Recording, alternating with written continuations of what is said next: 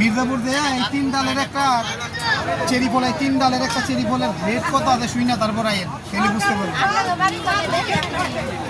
এগুলো এগুলো কত? বাড়ি ঘর নাই বাজান।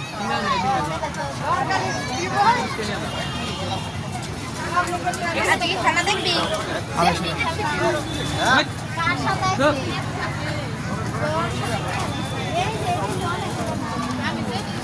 এই কয়দিন যে ব্যবসা করলেন, এই 5 দিন মেলার, টাঙ্গাইল ডিস্ট্রিক্ট মির্জাপুর থানার ঐতিহ্যবাহী গ্রাম ওয়াশি গ্রামে এই মল্লিক মার্কেটে যে মেলাটা করলেন, আপনি এই 5 দিনের ব্যবসাটা কেমন করেছেন?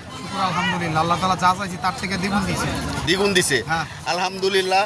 আর এই মেলার যে নিরাপত্তাটা, এই নিরাপত্তার ব্যাপারে আপনি কেমন মনে হচ্ছে? খুব ভালো, কমিটি সাপোর্ট ভালো দিতেছে সব। আর আমার কাছেও এবার এই মেলাটা খুবই প্রাণবন্ত মনে হয়েছে। অন্য সমস্ত মেলায় যে গিয়েছি তার চাইতেও এই মেলাটা এবার বেশি জমে উঠেছে এবং সব দোকানদারই আমার কাছে রিভিউ দিচ্ছে, ব্যবসাটা খুব ভালো হচ্ছে।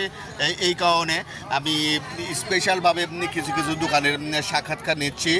আর আমাদের এই মেলাগুলো যে কালের বিবর্তনে যে হারিয়ে যাচ্ছে, সেটার জন্য জনসচেতনার জন্য আপনি কি বলবেন? আর এটা কি বলার আছে, কিছুই বলার নাই। কমিটি এখন মেলা লাগাইতে পারে না, টিউন সব। আমি কোনটা বলতেছি, এই মেলা যে আমাদের গ্রাম্য মেলাগুলো যে হারিয়ে যাচ্ছে, এটা যেমন ব্যর্থতা আপনার তেমন ব্যর্থতা আমার। সেই ব্যর্থতাগুলো আমাদের নেক্সট প্রজন্মকে জানাতে হবে, আমার আপনার সবার। এটা আমাদের ঐতিহ্য ছিল।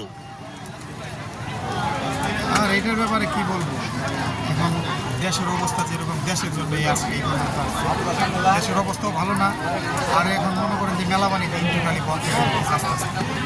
তারপরে যারা যতটুকু লাগাইছে আর এটা আমি মনে করি কি, আমাদের যারা বয়োজ্যেষ্ঠ যারা, তাদের অনেকটা ব্যর্থতা।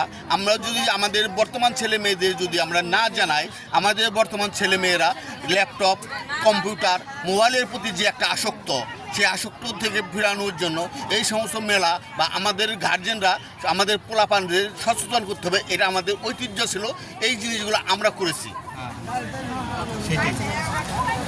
ঠিক আছে, ভালো থাকবেন।